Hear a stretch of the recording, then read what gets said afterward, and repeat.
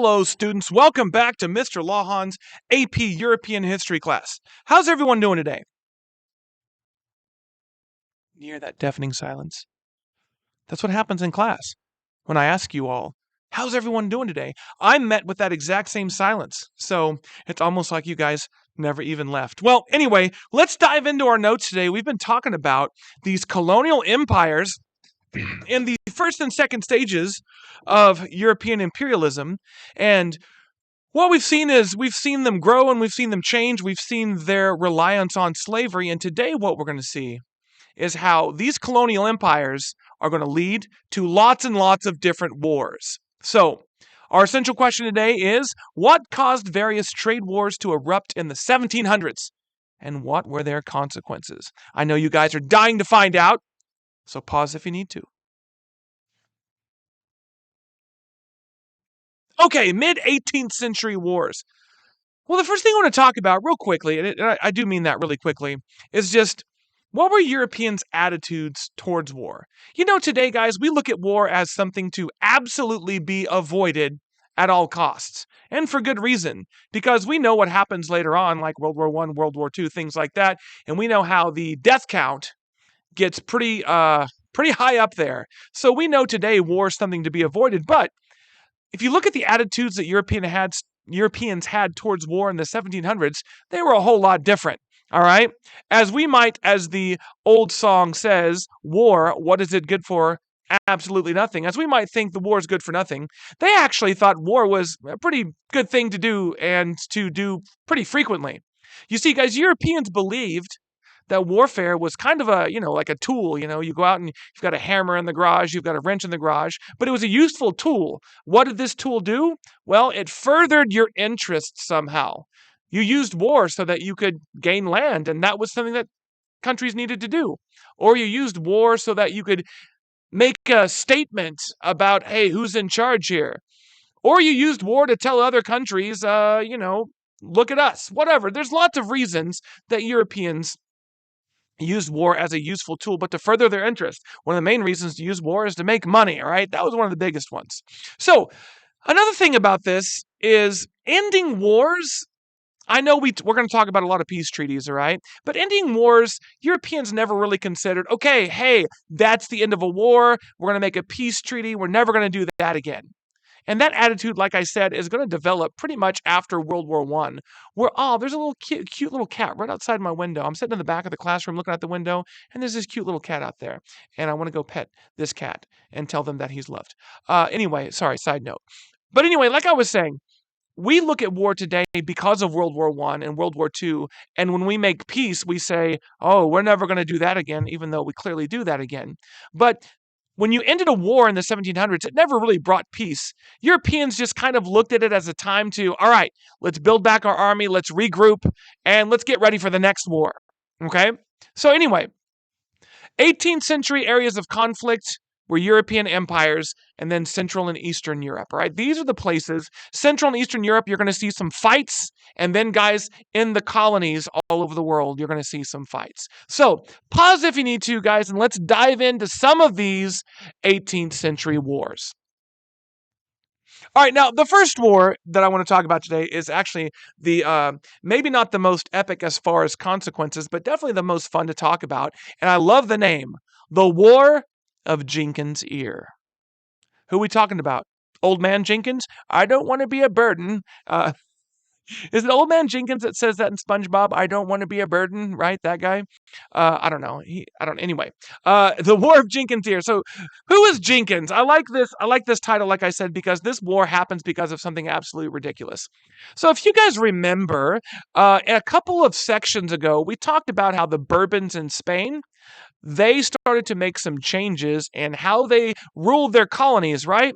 And one of the changes that they made was they wanted to cut down on smuggling. Why? Because smuggling is rampant, or it's everywhere in the Spanish West Indies. And piracy is also a huge deal in the Spanish West Indies, because Spanish ships would go to the New World, they would load up with goods and treasure, and as they crossed the Atlantic and went through the the Caribbean Sea, what would happen is the pirates would like jump them and take their ships and take all their gold and take their slaves and do all of those things, just like in the movie Pirates of the Caribbean, minus the undead skeletons and magic and the big 300-foot tall woman that caused a whirlpool. And anyway, it doesn't matter.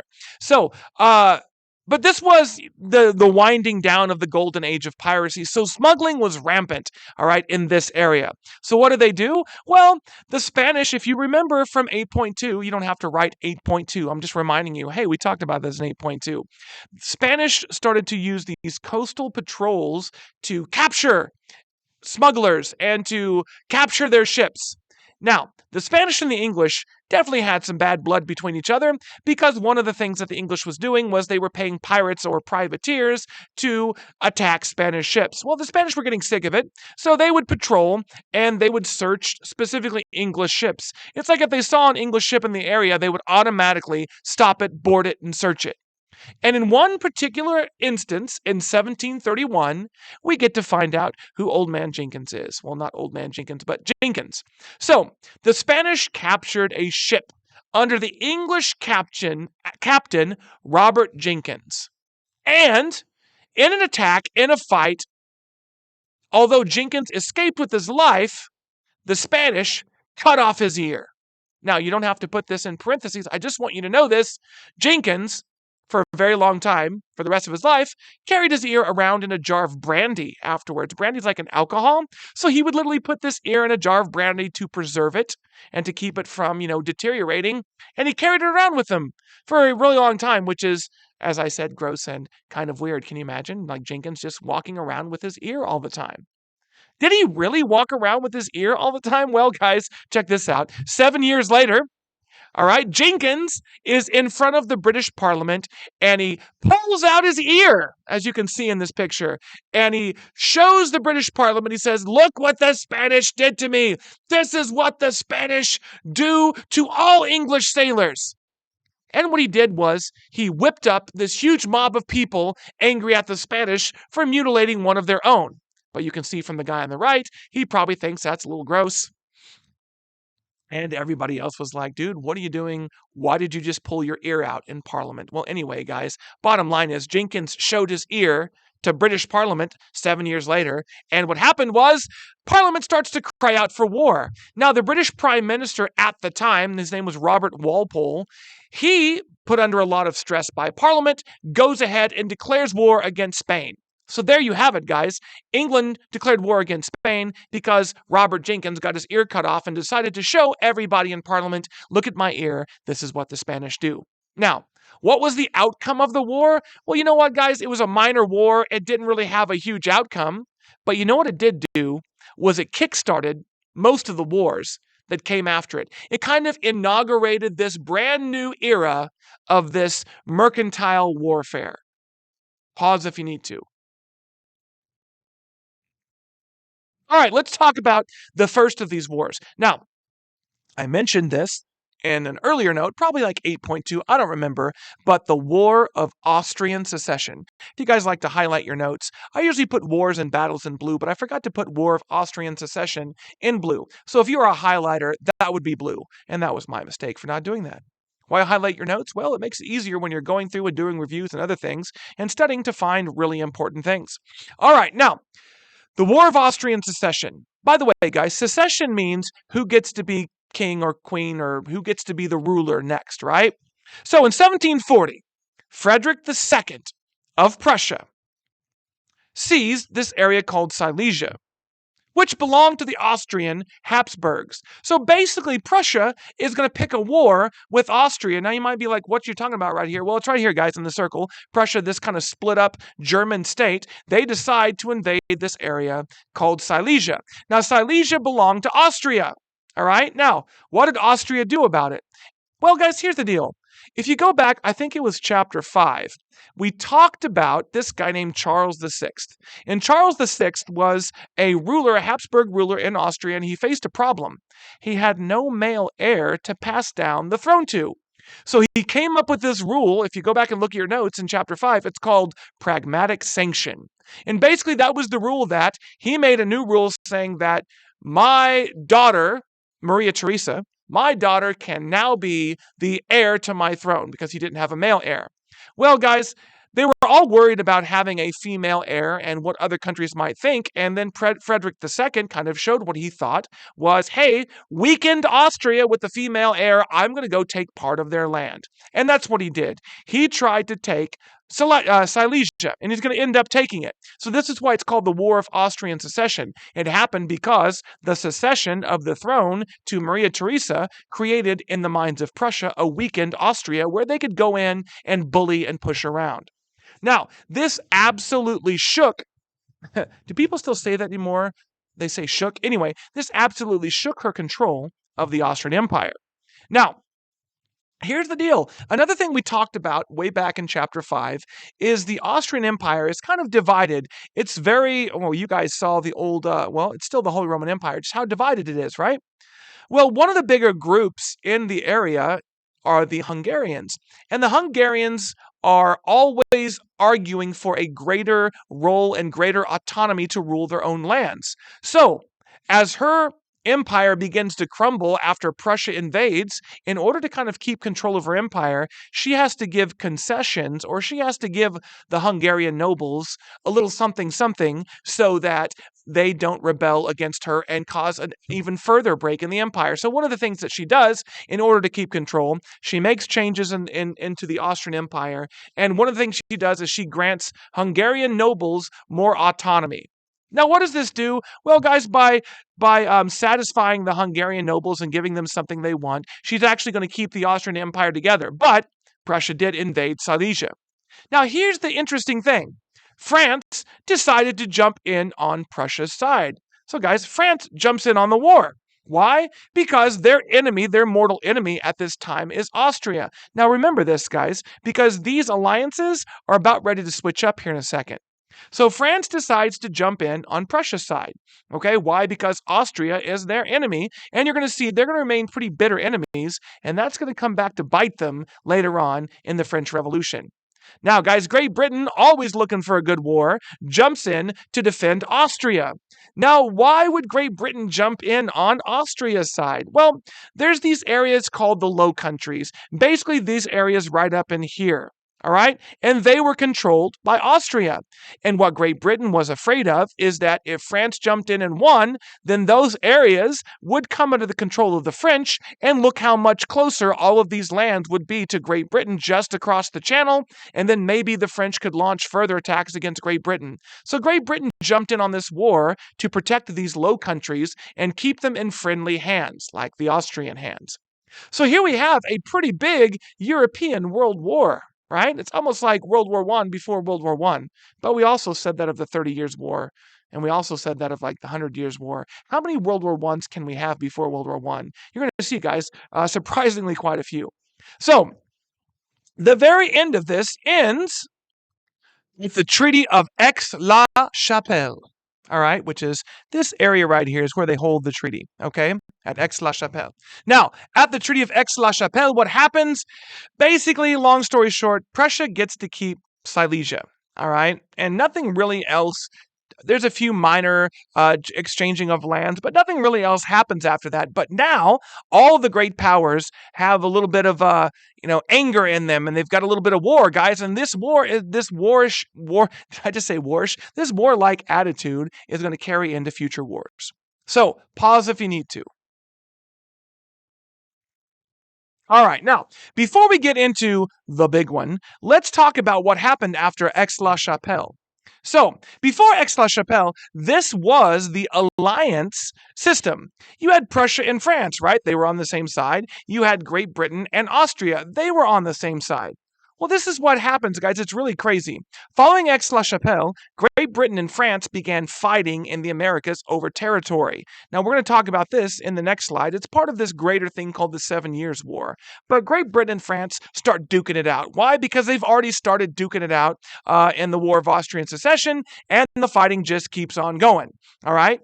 And because this is going on, guys, the British King George II allies with Prussia against France. All right? Now you might be like, well, wait a second. Great Britain and Prussia were on the same side in the last war, but now Great Britain was fighting Prussia in the last war, but now they're on the same side. Why would they do that? It doesn't make sense, right? Because they were allied with Prussia, which was their enemy in the previous war, and their enemy of their friend Austria.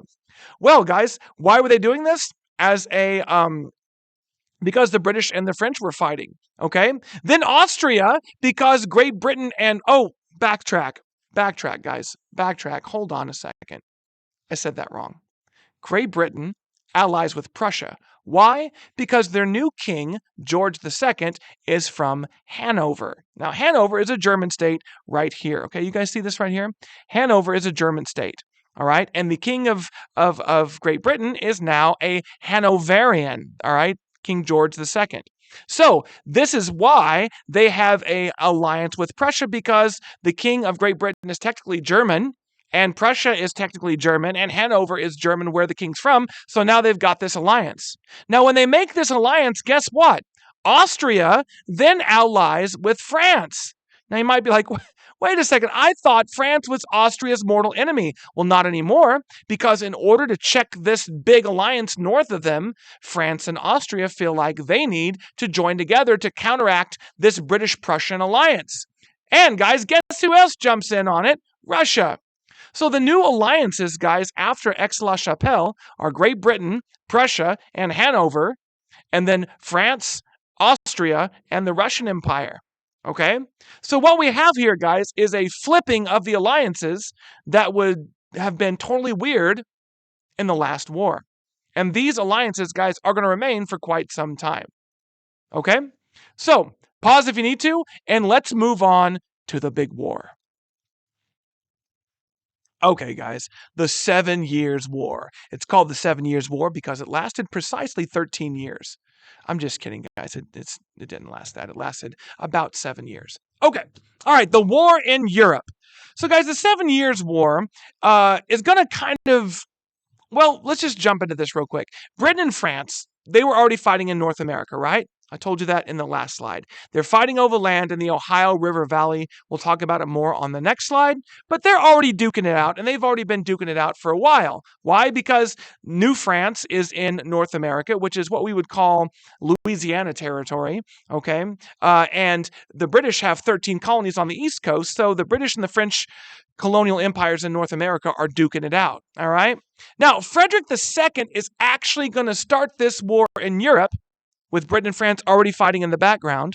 Frederick II is going to start this war by invading Saxony. So Prussia, after they've gained Silesia, you guys see Prussia right here? They're the purple.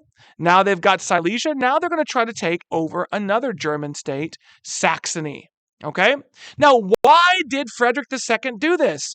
Well, he thought that Saxony, along with France and Austria, were plotting to attack Prussia.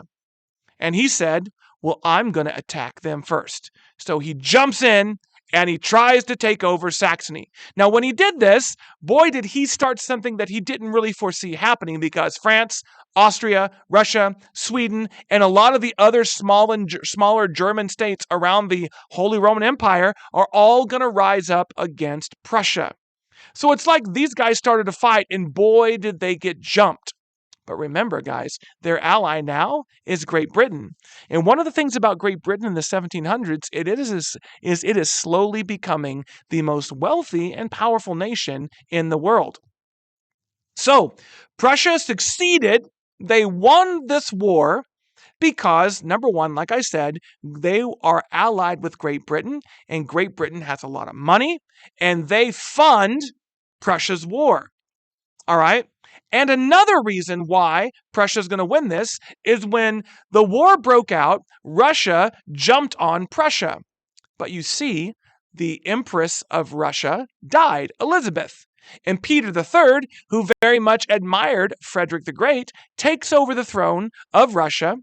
And what he does is he immediately makes peace with Prussia. Why? Because he doesn't want to fight Prussia.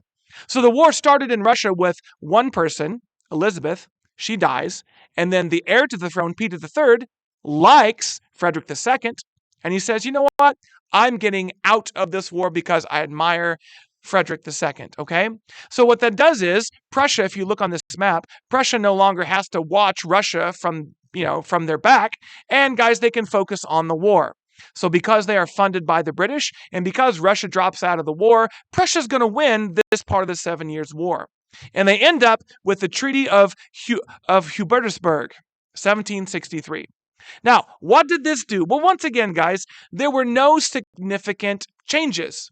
All right. Land didn't really exchange hands. The maps weren't redrawn. Because usually when you end a treaty, it's like, hey, I get this land over here. You've got to give me this much money. You've got to give me this territory over here. But none of that happened. But you know what did happen? Frederick earned the nickname the Great. So Frederick II is now Frederick the Great.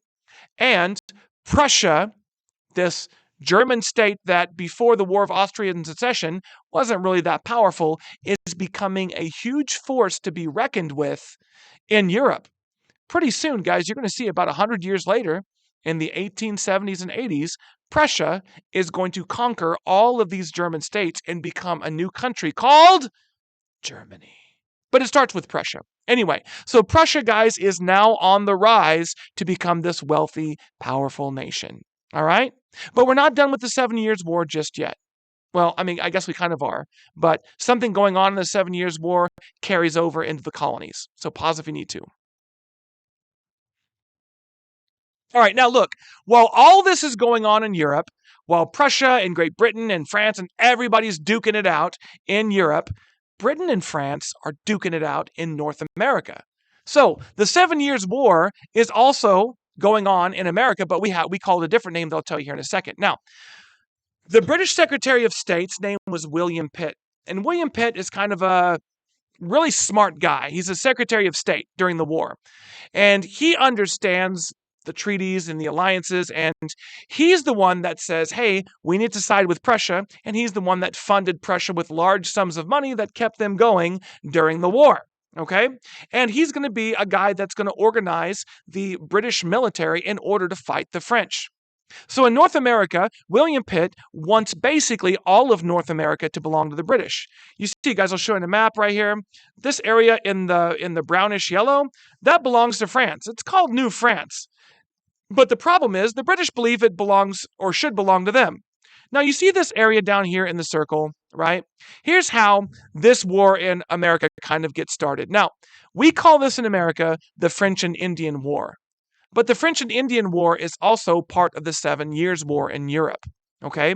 So just understand the French and Indian War is part of the 7 Years' War going on in Europe. Okay? So the British and the French are duking it out. Why? Because, guys, the French in this area in the circle have built a fort. And the British want the land to build plantations and all kinds of things. So when the British go scout out the land, they notice a French fort. They tell the French, hey, guys, get off our land. And the French say, oh, obviously this is your land because we have a freaking fort on this land. Why don't you guys get off our land? So guess what, guys? The British send a very young military leader named George Washington to go fight the French. And he gets his butt kicked, all right, by the French and their Native American allies. By the way, it's called the French and Indian War because it's the British and the American colonies, which belong to the British, versus France and their Native American allies, okay? So, with the help of the American colonies, Great Britain is able to defeat France and its Native American allies. There's a few epic battles in there, guys, but AP history is not going to ask you about military tactics in an epic battle, so we'll kind of move past it. But just understand, this war is going to wage through North America. The British and their Native American allies are going to fight the American colonies, and the British and their American allies are going to fight the French and their Native American allies. Anyway, now, guys, during this war, a lot of bad things are going to happen to France. Okay, remember this because when the French Revolution comes up in the very next chapter, you're going to already know why France is in trouble. Number one, guys, France has already lost a lot of money fighting this war. They've already lost a lot of money in the 7 Years' War. They don't have the financial resources that the British do, and they don't have the powerful military and navy that the British do. The British do.